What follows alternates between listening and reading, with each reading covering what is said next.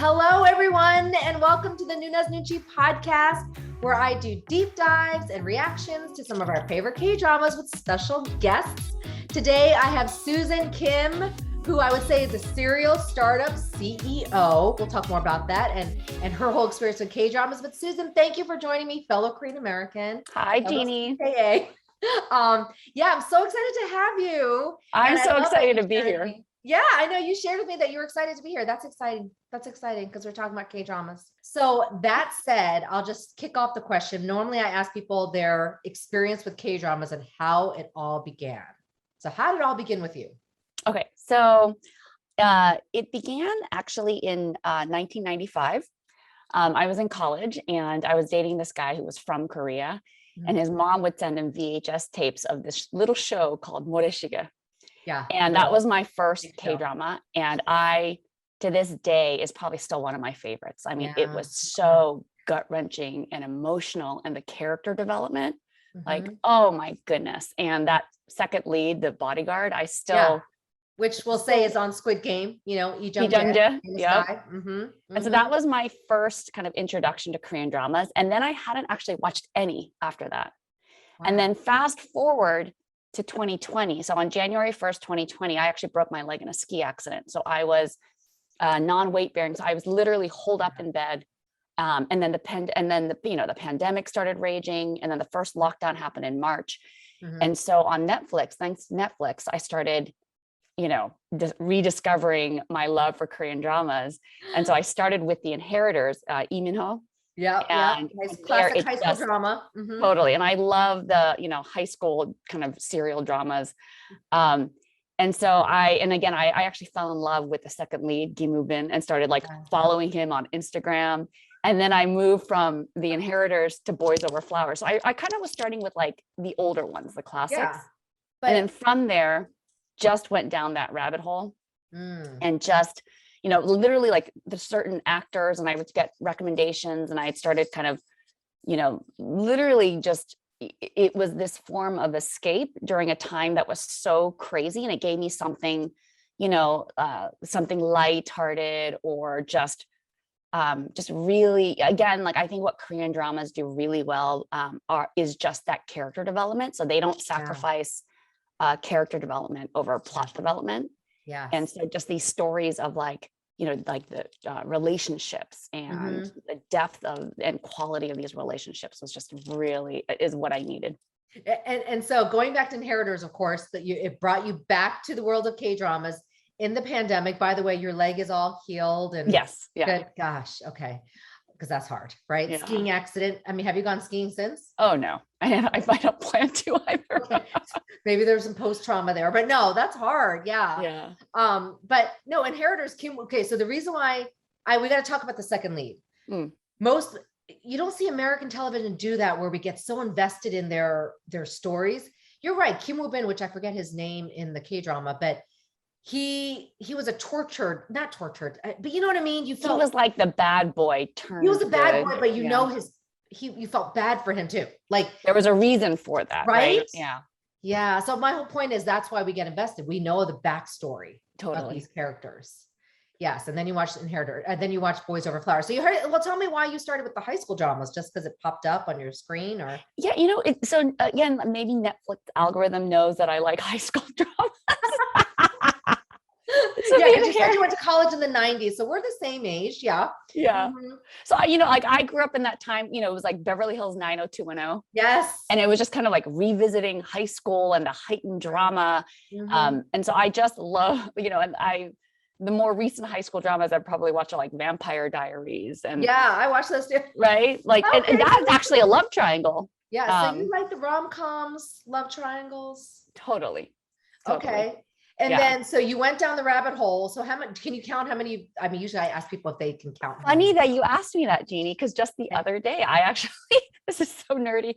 I actually did a spreadsheet, and because I just wanted to, for my own. You are a serial CEO, startup CEO. So I needed to see the data. Yeah. So I have completed 71 K-dramas, and I have a list also of those. So this, again, remember, this is starting from 2020 till now. I've completed 71. Oh my And then God. I also have a list of K-dramas that I've started but haven't completed. And I don't know if I'm going to complete some of them. And so that Interesting. list is about 36. What? That's like half of it, practically.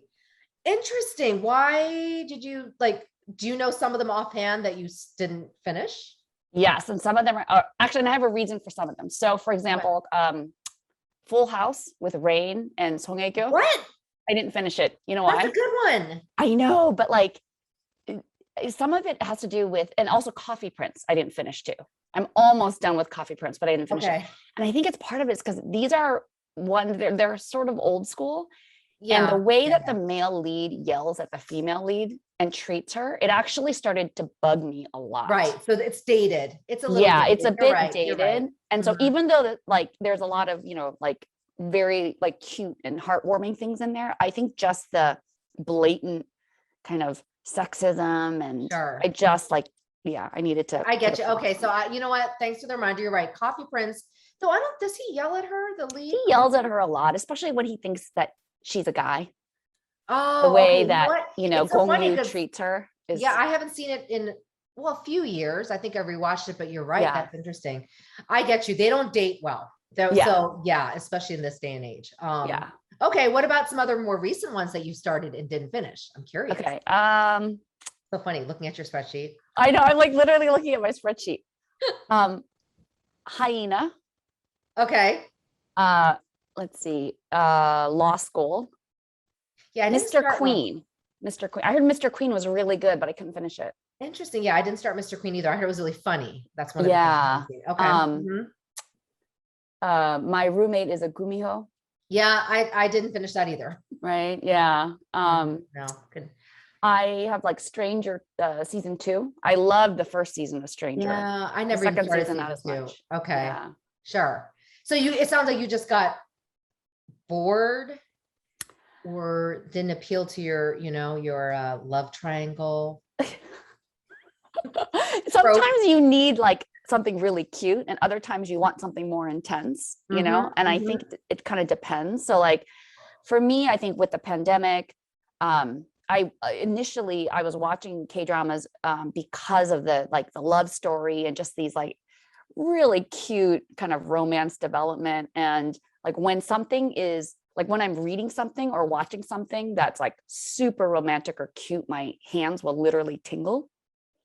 And so I was getting like you feel it like, oh my gosh. Literally like it starts to tingle up my arms. And so I was kind of watching it for the tingles. That is so cute. And it's only love triangles, like romance?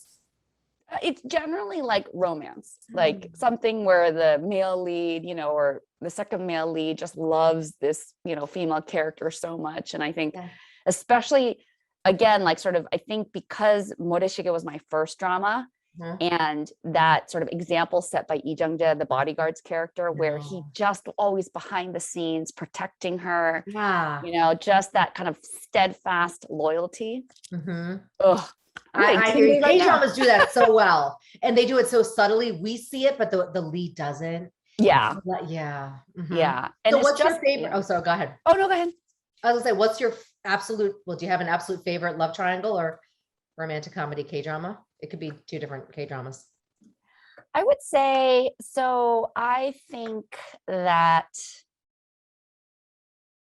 my favorite love triangle, and I think I would put 2 of them. And again, I think because of the scope of each of these, I do think Boys Over Flowers. It was incredibly frustrating. And I actually held out hope until even the last episode that she would. Wow. Oh, you must have been devastated then. Yeah. I mean, I was just like crossing my fingers. Yeah. And then I would think the other one is actually Moon Lovers, Scarlet Heart Rio. Yes. Oh, I do like who she ended up. I mean, well, Lee Jung-gi's character, right? Like he was so tortured and loved her and was so flawed. But that one also, and that was actually more like a, what is it? Love trapezoid. There's like 5 guys to one. There were a lot of brothers. Right. And I only saw that once, long time ago. But yes, I do. Okay, so interesting. Wait, you said that was your favorite K-drama, or you're talking about love triangles? In terms of love triangles, but in terms of, I think my favorite K-dramas are a little different. So I would say two of my favorites are Descendants of the Sun. Mm, And I mean, just the chemistry of the two leads. yes. And then also just the supporting characters and Yeah. how funny they were, like just again, the relationships where, you know, these people become like family. And Yes. then the other one is I do love Hospital Playlist, the first season. Mm, yeah. Season 1 more than season 2. Yeah. And then My Love from the Star. And That that is, one was, My Love from the Star was an old one. That's a it nice. is an old one. Okay. And I love that one because, again, that one surprised me. I didn't expect to like it because the premise sounded kind of dumb, but I loved her character and the evolution of her character. You know, she was this like strong, you know, chimek, you know, eating, drinking woman, you know, like she was flawed, but she loved fiercely. And I think for me, like that was sort of my favorites. And the other one, actually, I have two more, actually. I love Search WWW. Oh, I like that one too. And that doesn't surprise me. You're a serial CEO. So yeah, there's strong women in that one. Totally. Like these, like, you know, CEOs in tech, and the story of the three women. Yes. And just having such strong female characters. And to this day, actually, that final scene in Search WWW is like my favorite of all the K-dramas, because you expect the ending to be kind of, you know, with the male showing up to like save her, but instead it's, you know, this kind of portrait of sisterhood, and they drive off. And I know you end up there was one that really annoyed me at the beginning, and then she's the one that was most emotional. So I really liked her too, but she was tough. Yeah, I forget which one she was. No, that's a good one. Okay, so that's one of your favorites, and then I think you're gonna say one more. Oh, one more actually, and it's in the Reply series, and it's so I did like all of the Reply series, but my favorite was Reply 94. I'm not surprised. I remember you talking about it. Yeah. You were living in Korea, or you were there that summer? I was there that summer. And so a lot of those references, and also the female lead, I was exactly her age in 1994. Oh. And, you know, and just remembering that time period. And again, that one has a really good love triangle too. They do. I mean, yeah, all of them. You're right. You're right. So you like the love. So you like the tropes, the romantic. I do. I do. I like the tropes too. I mean, that's why they're K-dramas. Yeah. You know? So that's super cool. My Love from a Star. Can I share you? That's one of my favorite scenes, ultimate favorite scenes at the end.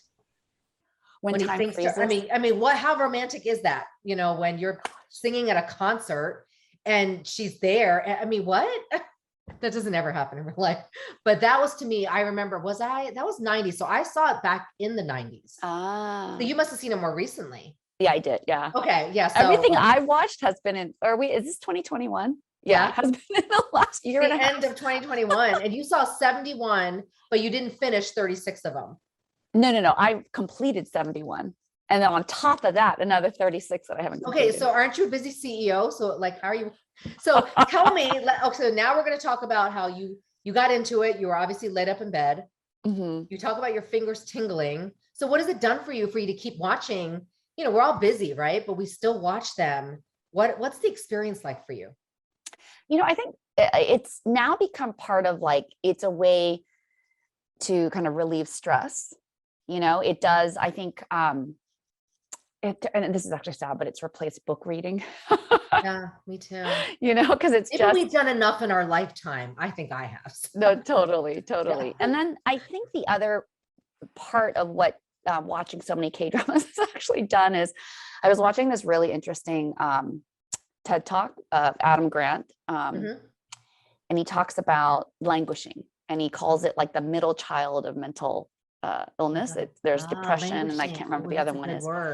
Right. The languishing, where you're just like, meh, you know, you're just okay. And the sort of part of the reason why so many of us, I think, are languishing is that we're not in the flow. Right. And the flow is when you've got, you know, has like the 3 M's, mastery over something. It's mindfulness, that you're like 100% concentrated on something, and then mattering, that this really makes a difference. And I think for me, the K-dramas have sort of become sort of my proxy for the flow, again, because I had this goal where, okay, I wanted to get fluent in Korean. And so, you know, watching these has been, I mean, in some ways has been part of like the flow, and sort of feeling, you know, realizing that my Korean has gotten better. I'm, mindfulness when I'm watching these. I'm like, I'm only I'm watching. I'm not like on my phone. Not doing any, you're not multitasking. I'm not. Totally. Yeah. Like you can get super engrossed. And then in terms of mattering, that one's probably the least, checks off the least there. But I think, for me, I think that's been sort of, again, like my stress release, some escapism, kind of keeping me sane through. But I love the flow. Wow. I'm going to have to watch that TED Talk. That's super cool. So I hear mastery, mindfulness, and mattering. That's super cool. That's But so you obviously put on the subtitles like I do. I do. Okay. Although what was really kind of for me, again, with the mastery and what made me feel good is someone had said one of the best K-dramas I need to go watch was Autumn in My Heart. Yeah. Really old one, right? Yes. And I was watching it on demand Korea because it's not on Viki or Netflix and there were no subtitles. So I actually watched the whole thing without subtitles. And that's when I realized, oh, my comprehension's gotten much better. Because you can get most of it. Yeah. That's cool too. I know. And there are a couple times I'll start watching a K-drama and I forgot to put on Viki's subtitles and I'm just watching going, I'm like, wait, oh my gosh, I don't have the subtitles on. No, totally. And you also, I think there's a sense again of like mastery where I'm like realizing that a lot of the translations or the subtitles aren't actually accurate. They're not. Right? They're not. Yeah. I'm so glad I'm talking about this with you because you're right. You're like, wait a second. No, she said something like, they say things like it's really hurtful, but then the subtitle says something like, yeah, I'm upset. And I'm like, right. And then you kind of lose a little bit of that nuance and you're missing a little bit of like the character development piece because the translation is off. And I think the one that's most notable that people are talking about these days is the one in Squid Game. Yeah. Right. About like, oh, I'm not educated or something like that. Like they kind of subtitled it. Part of me thinks sometimes who's doing the subtitles, do they want to send a different message? I don't know. Or whatever simpler summing it up. But I would say that more like you said, your comprehension is improving. The more my comprehension is improving, I'm like, wait, that's not right. Yeah. Wait a second. It's so much prettier in Korean. No, totally. Saying it right. Yeah. Or even like the translation for like suga haseo, like, it's just, I appreciate you or like, yeah, it's right. Yeah. Usually they say thank you, but it's not, it's more than that. Totally. Right. Okay. Yeah. You know what I'm saying? Right. Which is so funny. So I feel like you and I are getting Korean was technically my first language, but you go to elementary school, you're living in the US. I'm like, I don't care about Korean. I want to be American. So I dropped it. So it's still in my brain. So, earlier, Jeannie, I talked to you about like how I get the tingles when something's like super cute or romantic. Yeah. The drama that I had literally almost tingles from start to finish because it was so cute is Strong Woman To Bong Soon. Oh yeah, that's a cute one. Right? With you got the most tingles from that one? The way you gotta get another young romance, Totally. The way he treats her, how expressive he is about his feelings. And there's that scene where he's leaning into her and he's much taller than the female lead. And he's leaning into her and he basically leans into her and he goes, and he says this in Korean, I'm going to butcher the Korean, but he was like, I will protect you. Oh my gosh.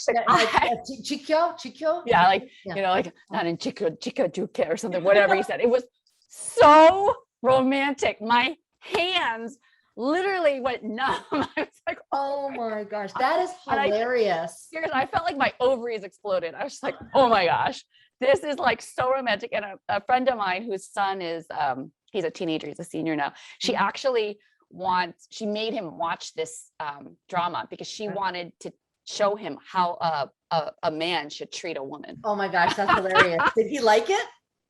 I don't know if he actually. That is so funny, but that's true. You know what? I mean, isn't it ironic? Just had to say quickly, Korean culture, but what we see in K-dramas somewhat don't quite align. Totally. Just being very honest. But I have heard that from other women who are like, I made my husband watch this because I wanted him to understand what it looks like to be a good husband. I was like, oh right. Like how much he adored her, how he was not afraid to show it, how much he thought she was so adorable. And again, there was no hiding of his feelings, right? Most of the like K-drama tropes are like, they start as enemies and then they become, like friends and then they love each other, whatever. But he literally like was so transparent about how he felt. like the entire time. Do you remember he liked her from the get-go when she was like beating up some guy in the first episode? So he liked her badassness. Oh, you know? totally. Like, and that she's physically stronger than him, right? Mm-hmm. And he loves her and just and is happy with like empowering her to just continue to kick ass. And I think that is like how a man should treat a woman. I love it because your hands went numb. So that's my God, indicator. So many cute scenes in that. I was dying. I'm just, oh my goodness. Oh my God. Even like when they're in the wedding scene and he sees her for the first time and he's just going like, oh, he just like. And you know what? You don't get to see wedding scenes in K-dramas a lot. So I love wedding scenes in K-dramas. I'm like, yay, they're getting married. No, totally. I mean, the way he treats her. Yeah. Oh, so amazing. So that said, so you talk about the tingling hands. Like, how do you notice that?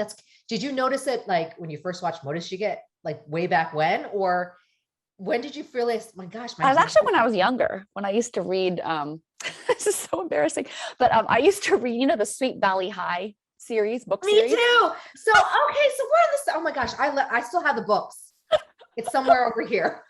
So what I love Jessica and Elizabeth Wakefield. Right. And so it was like some of the romantic things in there. And again, it's like so innocent. I mean, I must have been like, like junior high and my hands would tingle, when like, I still remember their names. Todd and Elizabeth would get back together after some misunderstanding. And oh my gosh. Yeah, no, those were great books. Yeah. And I was going to say, so that's, so I think there's not like I'm an expert, like, but all your blood flowing to your hands or something, I guess that emotion, there's something in that I don't have to tell you about that. Okay. I would love to know why. Cause I noticed it when I was younger, that whenever something like super heartwarming or tingly or like romantic, literally my hands start to tingle. Well, you know how they get your pulse ox with the finger? Yeah. I'm thinking that's part of it. Like just to check your pulse. So your pulse is obviously pulsating. So you're like pulsating.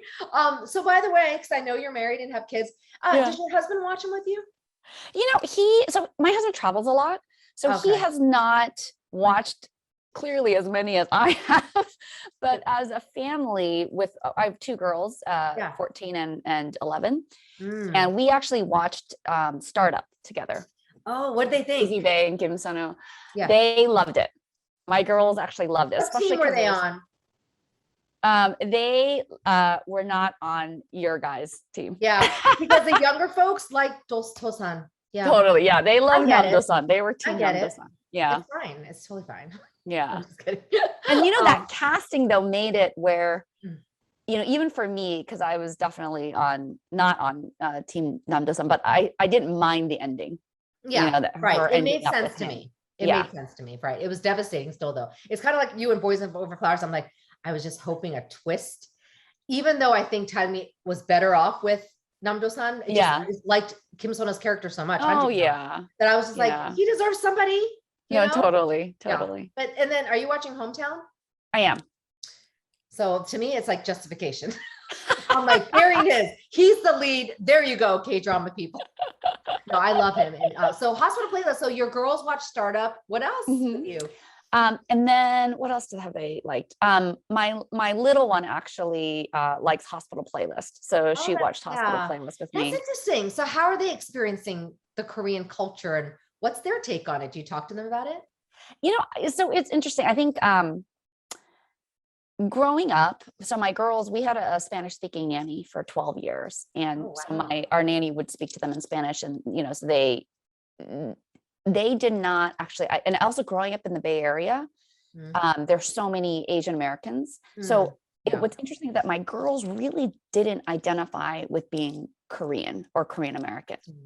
Even with that many Asians in the Bay Area. Yeah, it was just sort of this they knew they were not Caucasian, but they didn't really identify with being Korean. And so starting, I would say maybe 5-6 years ago, my husband and I started taking them to Korea. With our first trip I just wanted them to realize how amazing Korea is. Yeah. And so since then, before the pandemic, we were going every year. Oh my gosh, that's such a blessing. That's awesome. Yeah. So yeah. Did they get it? They do. And so now they, my older one and my younger one, they both want to learn how to speak Korean. And I think there's, And especially my older one actually will start watching K-dramas on her own. She actually suggested the other day that I watch Hi Bye Mama. She said it was really good. That's a sad one though. I mean, it's like touching. It's a touching. Yeah. Yeah. Yeah. Oh, And she watched so, that one? oh Okay. yeah. So now Yeah. she's like kind of watching on her own. And I think it's also, and again, it's so interesting because I grew up, you know, in the 80s and the 90s in Western Pennsylvania, Eastern Ohio, where Okay. maybe there was like 2 other families that were Korean in the entire town. And now fast forward to where my girls are, you know, where all of a sudden, you know, Korean pop culture and Korean content has become so globally popular. Yeah. That it's, you know, and you have non-Koreans who, you know, love BTS. And, you know, we carpool we carpool to school, and my daughter's friend who's not Korean, they were the ones actually talking about Squid Game. And I hadn't watched it. And I'm like, stop talking about it because I'm gonna watch it later. Right. I know. Did you watch it? I did. Thoughts on it? What do you think? I thought it was really good. I mean, it's well done. Oh, you know? yeah. I mean, so while I really like the romantic tropes in K-dramas, there's also, I think Koreans also do things, I think the creativity in terms of, for example, like I love Squid Game. Another one that I really loved was, it was Lee Joon-gi, Flower of Evil. Flower of Evil. I thought that was so good. And then there's, right? And then there's Mhm. another one, it's a Mouse. Have you I seen didn't see that Mouse? one. I heard it was intense though. So good. Was it? Yeah. Okay. I don't know why. You know why? I'm not, I should see it. I've heard good things, but the lead character, he's okay. It's like, I like to watch for the lead guys. You know what? The lead character is it Lee Seung-gi? I think his name. Lee. I was not a fan until Mouse. Okay. Yeah. I saw him in an old one and that's it. But yeah, no, I've heard good things about that one. So people are like, you need to see it. So I was like, okay, but interesting. No, I mean, yeah. So Squid Game. So you finally saw it. Yeah. It's, I'm surprised I sat through it, but it was entertaining. I just kind of like closed my eyes with some of the stuff, but I jumped. Yeah. And I was like, wow, it's very graphic for a K-drama. Super graphic. And I think again, sort of that commentary on like, you know, sort of what humans will do, you know, and you know, when they're in these like extreme situations. But it was just so well done. And well, I mean, clearly, because it's record breaking. So now you're still watching them. So K-dramas on a weekly basis, what's your schedule with K-dramas? How often do you watch them? Because 71, I'm going to be honest with you. I have to, you know, I'm going to do it. I'm not going to do a spreadsheet. That's not me, but I'll definitely count how many I've watched. There's no way I watched 71 even the last 2 years. So, but yeah. And I only watch them once or twice max because there's so much good content. I don't have time to watch, but yeah. So what is your weekly schedule? I typically during the week will watch about maybe before I go to bed, we'll watch about 2 hours worth. Every night? Wow. Except if, for example, like last night, I went out to dinner with some friends and came home on the late side. So then I don't get my time in. And then if something like really hooks me, I've done on several occasions the pull the all-nighter. So I used to do that a lot. Maybe like 3 or 4 years ago before things went crazy in the field of mental health. I just can't do that anymore because I can't function the next day. Yeah, and it's going, I didn't sleep because I was watching 3 episodes. I know. That's where I'm like, so now I feel like with I'm at the point now where I'm like, you know, I'm going to need to start like rejoining the land of the living and, you know. But let's talk about that. Joining the land of the living. But obviously you're watching it 2 hours every night. And I'll be honest, I think I'm kind of close, but why? Like, you know me, you're talking about the tinglings. I'm trying to get to like the crux of like, how has it helped you in your life? Let me start with that question. You know, I think again, the character development and these stories of, you know, like in Korean, you call it like chung, you know, and like the bonds between people and just reminding you of like, you know, because we haven't been able to like physically socialize and see our friends. seeing that on the screen, you know, just is, it makes me feel, you know, like connected.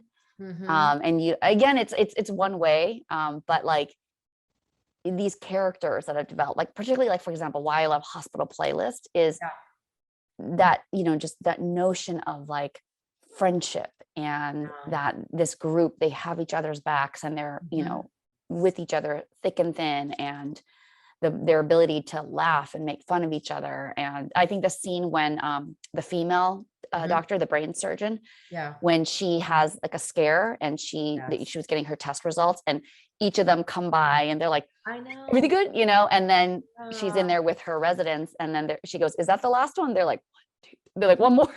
Oh, I know. And then, I remember that. This character comes, and I mean, it's just, and they know each other so well too. Like the funny parts of the way they are, they know each other. You know, and so I think for me, it's brought me just a lot of joy and just a reminder of like how the importance of community. And, you know, so I would say, you know, I right now, you know, as in your first intro of me, you know, I've been a startup CEO multiple times, and I'm actually on a break right now. So I actually stopped working at the end of March of this year. Also why I've been able to watch so many K-dramas. But thinking through, you know, like what I want to do next, and, you know, thinking about things that are important to me and what brings me joy. And a lot of that is around community building, you know, and I think that's for me what I get out of these K-dramas, especially like, even like, you know, one of my favorite groups was like the Crash Landing on You secondary characters, right? And that they were there for Hyunbin's character, you know, and I just seeing just these examples of like amazing friendship, you know, and bonds. Community. You're right. Yes. Yeah. Did you see Vincenzo? I did. Oh, I love those secondary characters. Okay, so I brag about Vincenzo going, that community also stuck out to me too. They ended up really pulling for him, and that's how K-dramas do it. You don't like them at first, or you're like, why are you so mean to Song Joong-ki? And then they like do everything for him. You know? Totally. And I think it's interesting because I remember talking to you about that I was having trouble getting into Vincenzo. Yeah. And you said, stick with it. And I'm so glad I did, because it actually became one of my favorites, precisely because in the back half, it's when those secondary characters really shine. Right. And you really see that community. And I think, and it's interesting because in some ways, you know, we talk about with K-dramas, the fact that the writers really focus on character development, which is why a lot of them start out slow. Right. You know, so I will recommend shows to friends, and they were like, I couldn't finish the first episode. Yeah. And I get it, you know, because they want instant gratification like American television. No, totally. You know, and I think with Korean dramas, it's more of a slower burn. There are some that really get the balance right. Like I thought Flower of Evil and like Mouse, you should watch them. They're so good. Okay. Yeah. Mouse, I'm gonna have to watch, but you're right. I mean, some will get you from the very get-go. They do. Most of the time, you got to take 4 episodes to really get into it. Yeah. Like Crash Landing on You, which is now one of my favorites. I mean, it took me until episode like 5, 6, 7 before I started. Wow. Really even just watching Hyunbin didn't get you. I was like, I'm just gonna watch it, but I love Son Ye-jin too. Yeah. But you're right. No, Vincenzo, even after a while, it was like maybe there was a lull, episode 4 or 5. I was like, I like Song Joong-ki, it's okay. But then when the community came in, that's when I was like, okay, now you got me. Right. Totally. I love it. And that's, I think, why the Reply series are also so, you know, I think popular, because it's like this slice of life, you know, family, friends. I mean, I think for those are, the other one I really loved was Itaewon Class. Yeah, I love that one too. Yeah. You know, there's so many good ones. There's not one did you ever dislike a K-drama? Like dislike? I can't think of one for me. There are ones I didn't finish or just didn't like because they were boring, but not dislike. Yeah, I don't think there have been any that I've like disliked. There's one in particular that I was super disappointed in. Which one? Cheese in the Trap. It started out great, and that ending was terrible. I forget the ending. I just know I liked it. It just kind of shut it down. I mean, it was almost like the writers were like, okay, I'm done. And then they do that sometimes. Yeah. Right. Like they like finish it really quickly. But This is super cool. So any last words about K-dramas? Like, have you actually convinced some friends to watch them? Like, I always say, I ask people sometimes, do you have an elevator pitch? Like, hey, here's why I watch them. Here's why you should, when people ask, I think I do tend to talk about the K-dramas. I actually barely watch any English speaking shows anymore. Because I don't have time. Yeah. Because you watch 2 hours every night. Yeah. Mm-hmm. And I think, when I do talk about it, it is because I feel like, again, K-dramas, what they do really well is character development. Yeah. And I think, and I recommend the ones generally, with a lot of the community aspect and with like super endearing characters. And then I do preface it by saying it'll take a little bit for you to get into it. You got to get to at least episode 5. Right. Totally. And then when you talk about stress and escapism, when you're talking about some of the emotional things, what can you think of some K-dramas do you have a go-to K-drama that's just guaranteed to cheer you up? Like, or just know when you think about a scene, you're like, yeah, that just made me feel better. Probably some of the ones that we talked about, like Descendants of the Sun, My Love from the Star. Descendants of the Sun, my favorite scene in that was when Song Joong-ki's character, everyone thinks he's dead, but then he comes back to Song Hye-kyo, and she's like, I think FaceTiming with her friends back at the hospital, and they see him and they think he's a ghost. Right. I remember that. Right. Yeah. Yeah. There are things that just make me laugh. And right. Oh, that's good. So things that make you laugh and just cheer you up. Oh yeah. Make you feel better, or just make you feel good. Totally. Yeah. I love it. Love it. Well, thank you so much for joining me, Susan. Thank you, Janie, for having me. Yes. Maybe we'll talk more about Hometown Cha-Cha because I've been dying to talk to people about that. That to me has been a really good K-drama. Yes. Sign me up for that. Yes. All right. Well, thanks for joining Noona's Noonchi, and we'll talk to you soon. Bye. Bye. You can listen in on platforms such as Spotify, Pandora, Google, and Apple, but also watch the podcast on our Noona's Noonchi YouTube channel every Monday, where it launches at 6 p.m. Eastern.